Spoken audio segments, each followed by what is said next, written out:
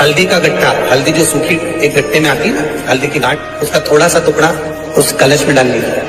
और जिस व्यक्ति का समय गड़बड़ चल रहा हो, लक्ष्मी नहीं आ रही हो, बीमारियां बनी हुई हो, दुख हो, तकलीफ हो, कष्ट हो, बस वो पानी को लेकर जाओ जिस व्यक्ति को ज्यादा कष्ट है, और पानी ले जाकर शंकर जी के ऊपर, और जब शिव जी पे जल चढ़ जाए, वो 5 जो पत्ते आपने बेल उसके पीपल के डाले हैं, उस पीपल के पत्ते को उठाकर वापस अपने ऊपर जल का सिंचन कर लीजिए महाराज। आपको 3 दिन में अंतर मालूम पड़ जाएगा कि आपके कार्य बनना चालू हो जाएंगे और आप रोग से मुक्त होना चाहिए।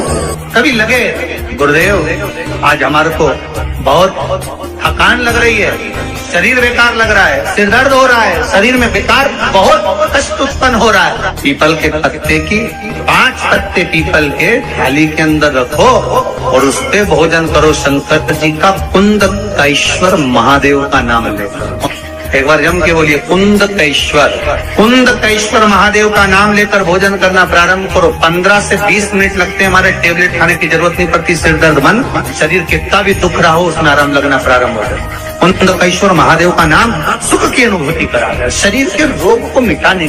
पान के पत्ते के ऊपर मात्र पान जानते हो, वो खाने वाले पान करता है उसका पत्ता, चंदन से शंकर के नाम, पार्वती का नाम और ब्रह्माणी सरस्वती का नाम लेकर शिव को समर्पित कर दे। पान के पत्ते पर चंदन से शंकर, पार्वती और सरस्वती का स्मरण कर कर जो शिवलिंग के ऊपर उस पान के पत्ते को चढ़ाकर 5 बेलपत्र, 3 समी पत्र समर्पित कर देते हैं, उस बच्चे से चढ़वा देते हैं। वो बच्चा कभी पढ़ने में कमजोर नहीं होता, विद्या में बढ़ता ही बढ़ता है। पलटकर माँ बाप को देखना ही नहीं पड़ेगा, बच्चे को कभी भी माँ को कहना ही नहीं पड़ेगा कि पढ़ने बैठो, खुद पढ़ेगा, रुचि से पढ़ेगा। 5 बेलपत्र, 3 समी पत्र समर्पित कर दें, भगवान शंकर का स्मरण करें और उस बच्चे को प्रणाम करवा कर वापिस लेकर आए। बच्चा विद्या में प्रबल होता है। एक बात को अच्छे से समझ लीजिए, कोई बीमारी आ गई है, नहीं जा रही है, शिव जी पे जब जल चढ़ाओ तो थोड़ा सा तरीका चेंज कीजिए। बीमारी बड़ी है, कट नहीं रही, तकलीफ ज्यादा हो रही है, ये डंडी वाला जो भाग है बेलपत्री का, ये शिवलिंग पर रखो तो इस डंडी वाले भाग को अशोक सुंदरी की ओर मुख रखो। आपको मालूम है ना अशोक सुंदरी का स्थान, जहां से जल बहता है उसके बीच में जो मोटी सी लाइन रहती है वो अशोक सुंदरी। तो जब आप बेलपत्री रखें तो वो बेलपत्री शिवलिंग के ऊपर ये डंडी वाला भाग अशोक सुंदरी की ओर जाता है। फिर आप जल चढ़ाइए और जल चढ़ाएं तो ये कामना कर कर चढ़ाएं कि बाबा मेरा ये रोग है या ये बीमारी है या ये तकलीफ है, आपको काटना है। कुंदकेश्वर महादेव का नाम लेकर। कौन से महादेव? 2 महादेव का नाम अपने जीवन पर हमेशा याद रखो, एक कुंदकेश्वर और एक अवधूतेश्वर। कौन से? अवधूतेश्वर।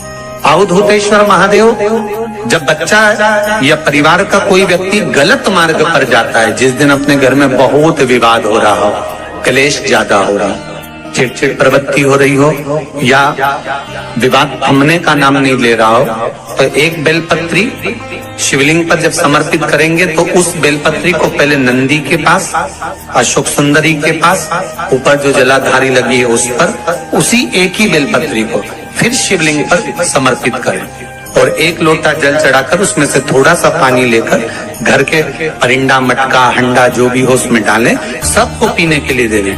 7 मिनट, 8 मिनट, ज्यादा से ज्यादा 10 मिनट लगेंगे और पूरे घर का माहौल एकदम शांत हो जाएगा, क्लेश बंद हो जाएगा।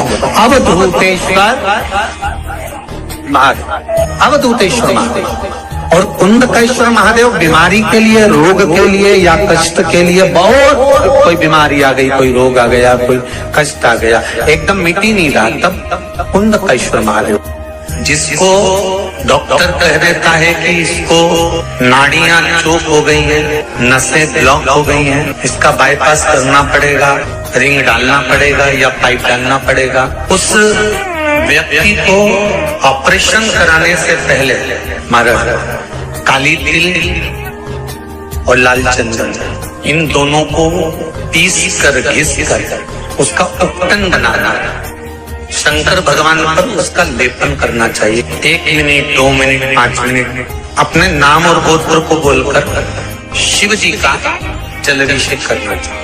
उपटन लगाया गया है, उस उपटन में से थोड़ी सी मात्रा लाल चंदन की, काली तिल की, जो पीस कर अपने शिव जी पर लगाया है, उसको लेकर आकर वक्षस्थल पर 7 दिन या 8 दिन उसको लगाना चाहिए। 8 दिन के बाद में फिर डॉक्टर के पास चेक करवाने जाओ, क्या अब ऑपरेशन की जरूरत है, वो बता देगा।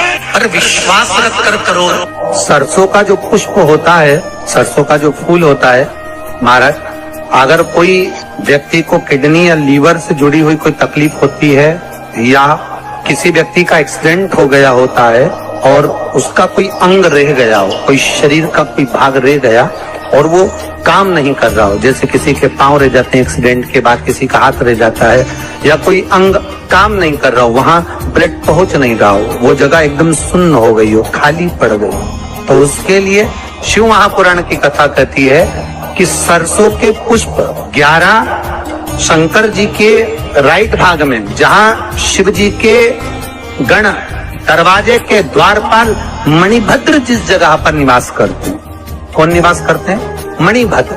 शंकर जी के दरवाजे के द्वारपाल है मणिभद्र जी, तो मणिभद्र दरवाजे के द्वारपाल में राइट भाग में मणिभद्र जी विराजते। मतलब राइट भाग कौन सा हुआ?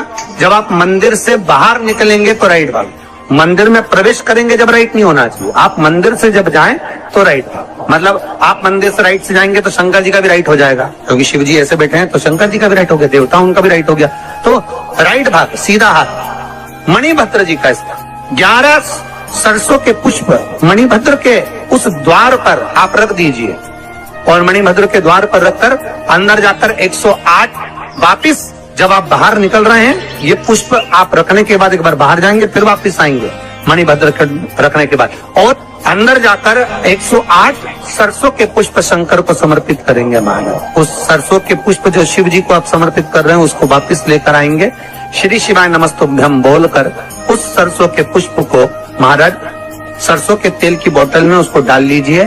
शंकर भगवान को शाम के समय प्रदोष काल में उस तेल को वापस ले जाकर चढ़ा दीजिए शिव जी को, उसको वापस लेकर आ जाइए। उस तेल का प्रयोग